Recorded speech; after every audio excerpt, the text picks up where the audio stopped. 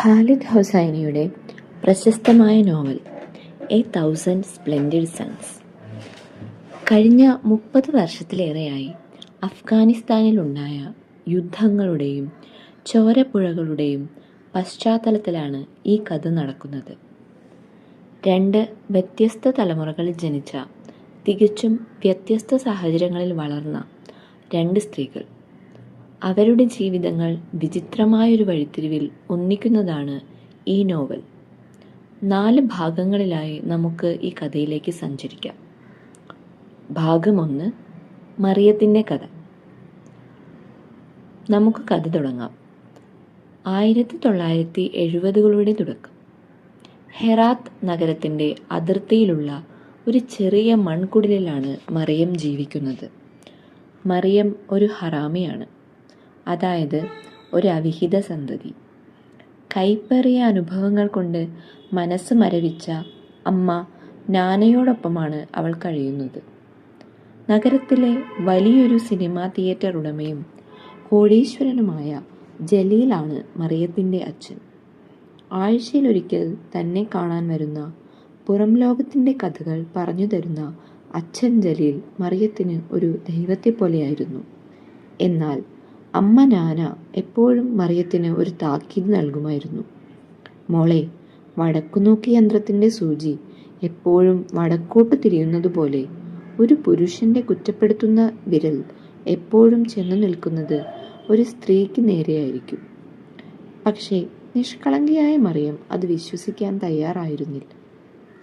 തൻ്റെ 15ാം ജന്മദിനത്തിൽ അച്ഛൻ്റെ തിയേറ്ററിൽ പോയി ഒരു സിനിമ കാണണമെന്ന് മറിയം ആഗ്രഹിച്ചു. ജലീൽ വരാമെന്ന് ഏൽക്കുകയും ചെയ്തു. എന്നാൽ അയാൾ വന്നില്ല. അച്ഛനെ കാണാനുള്ള അമിതമായ ആഗ്രഹത്താൽ ആദ്യമായി അവൾ ആ മൺകുടിൽ വിട്ട് ഒറ്റയ്ക്ക് നഗരത്തിലേക്ക് നടന്നു. ജലീലിൻ്റെ വലിയ ബംഗ്ലാവിന് മുന്നിൽ അവൾ എത്തി. പക്ഷേ അവളെ മകളായി പുറം ലോകത്തിന് മുന്നിൽ കാണിക്കാൻ മടിച്ച ജലീൽ അവളെ ആ വീട്ടിലേക്ക് കയറ്റിയില്ല. ആ രാത്രി മുഴുവൻ ആ പെൺകുട്ടിക്ക് ആഡംബര വീടിൻ്റെ പടിവാതിൽക്കൽ തെരുവിൽ കിടക്കേണ്ടി വന്നു. പിറ്റേന്ന് രാവിലെ നിരാശയോടെ അവൾ തിരികെ മൺകുടിലെത്തിയപ്പോൾ കണ്ടത് അതിലും ഭയാനകമായൊരു കാഴ്ചയായിരുന്നു.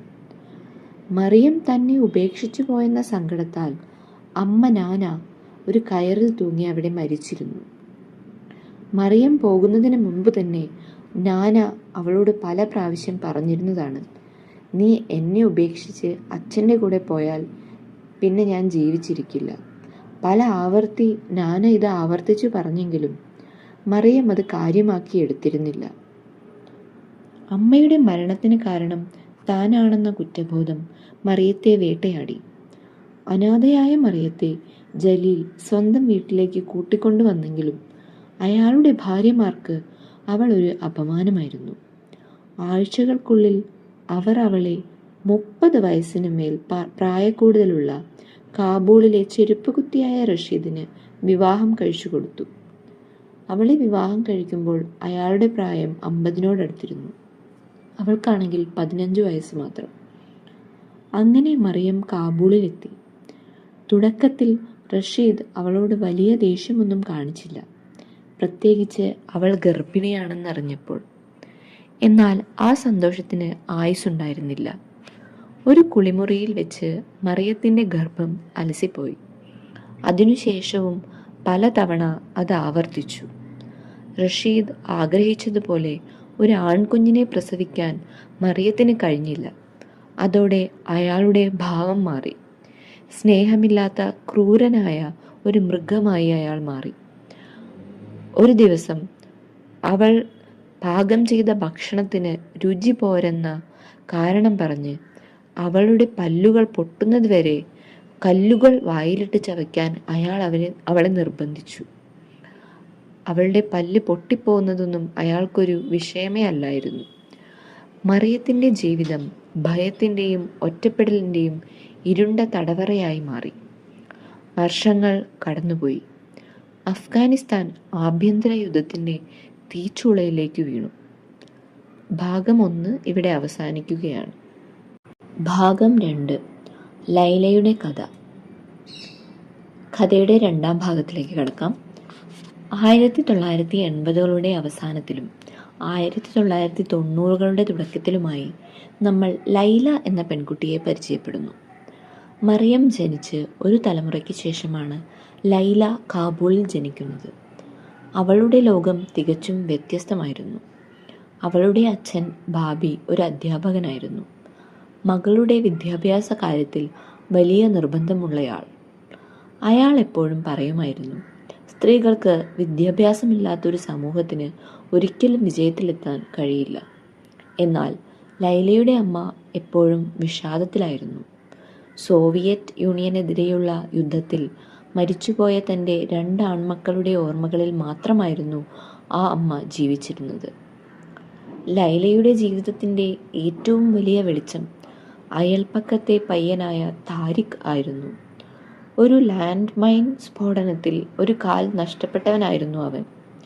കുട്ടിക്കാലം മുതലുള്ള അവരുടെ ആഴത്തിലുള്ള സൗഹൃദം കൗമാരപ്രായമായതോടെ തീവ്രമായ പ്രണയമായി മാറി.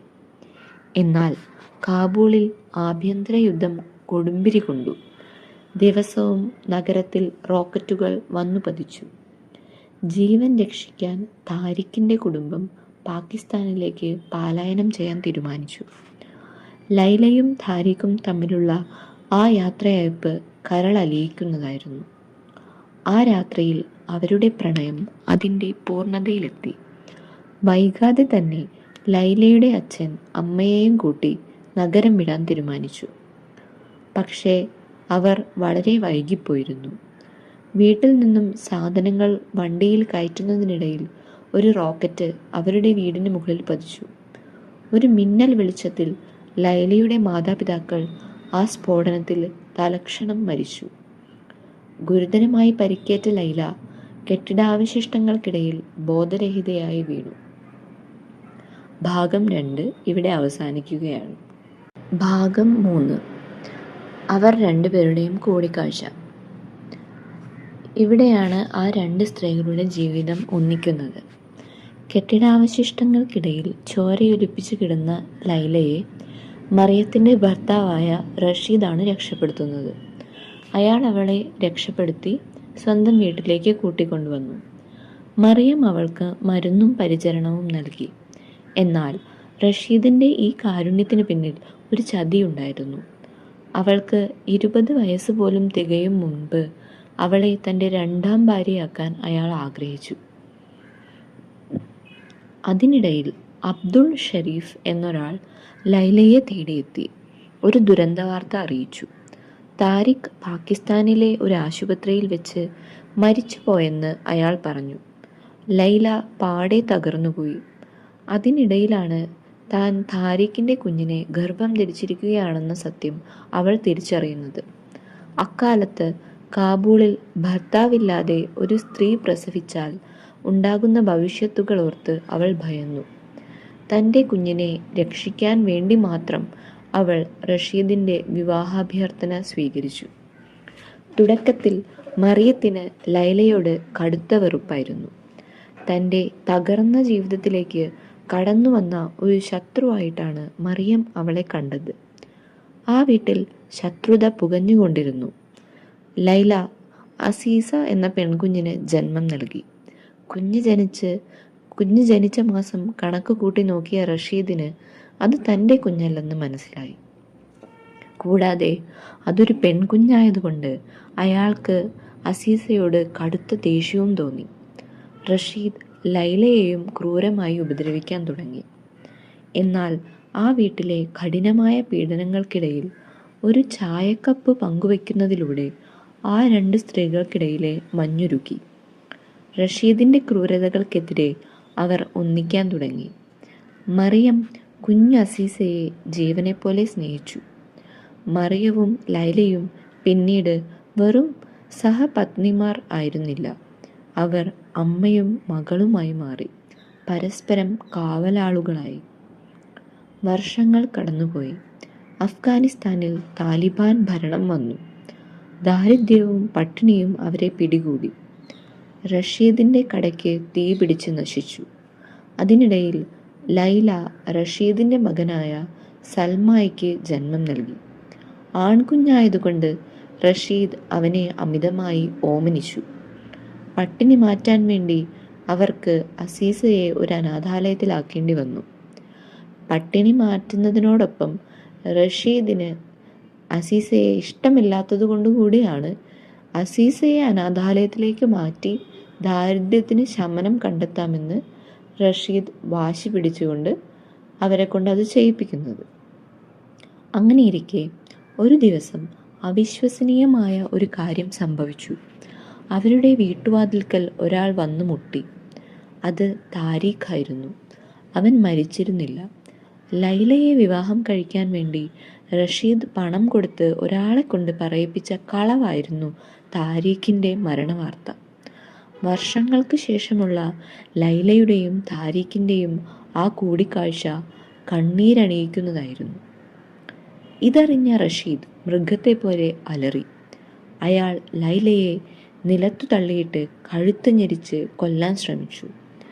ലൈല ശ്വാസം കിട്ടാതെ പിടയുന്നത് കണ്ട മറിയത്തിന് ഒരു കാര്യം ഉറപ്പായി. ഇന്ന് റഷീദിനെ തടഞ്ഞില്ലെങ്കിൽ അവൻ തങ്ങളെ രണ്ടുപേരെയും കൊന്നുകളയും. മറിയം ഒരു തീരുമാനമെടുത്തു. അവൾ വേഗം പുറത്തെ ഷെഡിൽ പോയി ഒരു മൺവെട്ടിയെടുത്ത് തൻ്റെ സർവ്വശക്തിയുമെടുത്ത് റഷീദിൻ്റെ തലയ്ക്കടിച്ചു. റഷീദ് അവിടെ ചോരയൊലിപ്പിച്ചുകൊണ്ട് മരിച്ചു വീണു. ഭാഗം 3 ഇവിടെ അവസാനിക്കുകയാണ്. ഭാഗം 4 കഥയുടെ പര്യവസാനം. നമ്മൾ കഥയുടെ അവസാന ഭാഗത്തേക്ക് എത്തുകയാണ്. റഷീദിൻ്റെ മരണത്തിനു ശേഷം സംഭവിച്ച കാര്യങ്ങളാണ് ഇവിടെ പ്രതിപാദിക്കുന്നത്. എല്ലാവരും ഒന്നിച്ച് രക്ഷപ്പെടാൻ ശ്രമിച്ചാൽ താലിബാൻ തങ്ങളെ പിടികൂടുമെന്ന് മറിയത്തിന് അറിയാമായിരുന്നു. അതുകൊണ്ട് അവൾ ലൈലയോടും താരീഖിനോടും കുഞ്ഞുങ്ങളെയും കൂട്ടി രക്ഷപ്പെടാൻ ആവശ്യപ്പെട്ടു. കുറ്റം താൻ ഏറ്റെടുക്കാമെന്ന് പറഞ്ഞു. ലൈലയ്ക്ക് ഒരു പുതിയ ജീവിതം നൽകാൻ മറിയം സ്വയം സമർപ്പിച്ചു. താലിബാൻ മറിയത്തെ അറസ്റ്റ് ചെയ്തു. ജയിലിലെ തൻ്റെ അവസാന നാളുകളിൽ അവൾക്ക് വലിയൊരു മനസമാധാനമുണ്ടായിരുന്നു. ഈ ഭൂമിയിലേക്ക് വന്ന ഒരു അനാവശ്യ ജന്മമായാണ് ഞാൻ ജീവിച്ചത്. എന്നാൽ ഈ ലോകം വിട്ടുപോകുമ്പോൾ ഒരുപാട് പേരെ സ്നേഹിക്കാനും തിരിച്ചു സ്നേഹിക്കപ്പെടാനും തനിക്ക് കഴിഞ്ഞു എന്നവൾ ഓർത്തു. ഒടുവിൽ ഒരു വലിയ സ്റ്റേഡിയത്തിന് മുൻപിൽ ജനക്കൂട്ടത്തിൻ്റെ നടുവിൽ വെച്ച് താലിബാൻ മറിയത്തെ വധിച്ചു. അവളുടെ അവസാന ചിന്തകൾ ലൈലയെയും അസീസയെയും കുറിച്ചായിരുന്നു. അതേസമയം ലൈലയും താരിഖും കുട്ടികളോടൊപ്പം പാകിസ്ഥാനിലെ മുറെ എന്ന മനോഹരമായ നഗരത്തിൽ സുരക്ഷിതമായി ജീവിതം ആരംഭിച്ചു. താരിഖിന് ജോലി കിട്ടി. അസീസയ്ക്ക് അവളുടെ അച്ഛനെ തിരികെ കിട്ടി. എന്നാൽ മറിയത്തിൻ്റെ ഓർമ്മകൾ ലൈലയെ എപ്പോഴും അലട്ടിക്കൊണ്ടിരുന്നു. താലിബാൻ ഭരണം തകർന്ന് US അധിനിവേശം നടന്നതിനു ശേഷം തനിക്ക് സ്വന്തം നാട്ടിലേക്ക് മടങ്ങണമെന്ന് ലൈല താരിഖിനോട് പറഞ്ഞു. അങ്ങനെ അവർ എല്ലാം നഷ്ടപ്പെട്ട അഭയാർത്ഥികളായ എവിടെ നിന്ന് വന്നുവോ അതേ കാബൂളിലേക്ക് തിരികെ പോയി. പോകുന്ന വഴിയിൽ ലൈല മറിയം വളർന്ന ആ പഴയ മൺകുടിൽ സന്ദർശിച്ചു. അവിടെ വെച്ച് അവൾ മറിയത്തിൻ്റെ പഴയൊരു സുഹൃത്തും വഴികാട്ടിയുമായ മുല്ലയുടെ മകനെ കണ്ടുമുട്ടി. അയാൾ ലൈലയ്ക്ക് ഒരു പെട്ടി കൈമാറി. മറിയത്തിൻ്റെ അച്ഛൻ ജലീൽ മരിക്കുന്നതിന് മുമ്പ് അവൾക്കായി ഏൽപ്പിച്ചതായിരുന്നു അത്. അതിനുള്ളിൽ മറിയത്തോടുള്ള വലിയൊരു മാപ്പപേക്ഷയുടെ കത്തും അയാൾ എഴുതിവെച്ച അയാളുടെ സ്വത്തിൻ്റെ ഒരു പങ്കും പിന്നെ ഒരു പിനോക്കിയോ സിനിമയുടെ കാസറ്റും ഉണ്ടായിരുന്നു.